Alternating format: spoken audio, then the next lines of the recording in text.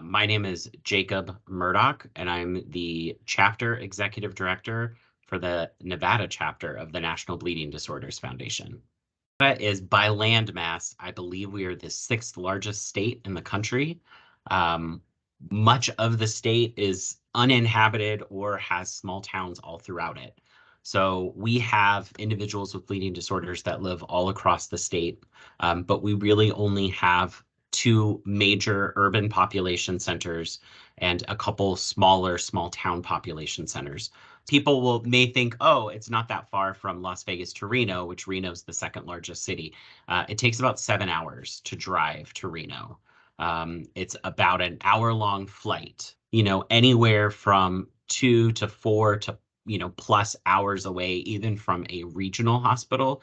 That telehealth is incredibly important because there's no way that some folks would be able to even, have a face-to-face with a doctor or other medical professional in person because transportation would just be impossible. And if there's an emergent, an urgent situation, so let's say not an emergency, but an urgent situation, it may be difficult to even get in the car and go a couple hours. But telehealth has been used for, at least the last 10 years. And so even though we primarily think of telehealth as coming to the forefront during the COVID pandemic, it is a technology that's been used prior to that. So particularly, telehealth systems are set up with patient privacy in mind. So it's one of those things that we as patients shouldn't be concerned with because most of the telehealth systems are set up with HIPAA protocols. So our information's not getting out there. It may seem different and weird because we're not in the same room as our doctor, but our doctor and medical professionals are taking our privacy at the utmost concern. So I think there's a lot of great resources. I know on our medical providers websites, also our behavioral and mental health provider websites, they almost always have a telehealth tab, so you can just read about how they do it. Sometimes they do it via Zoom, sometimes they do it via other platforms that are specifically created for telehealth. And I think it's just important for, the patient to see, okay, telehealth services are available. Maybe I need to download a different app or have a specific, type of technology available.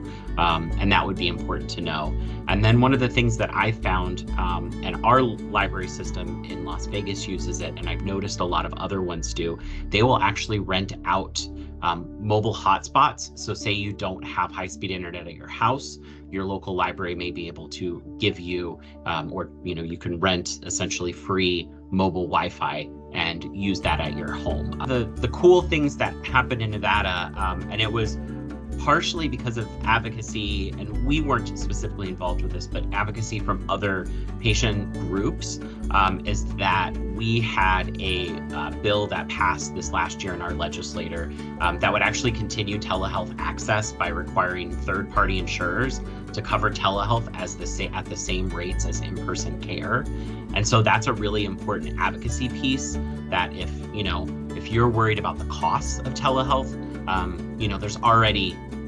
there's already places that are making sure that, putting into law that the costs are going to be the same as in-person care. And for Nevada, that was huge because we are such a big state that having the same price for telehealth services as in person makes it a much more equitable and manageable process.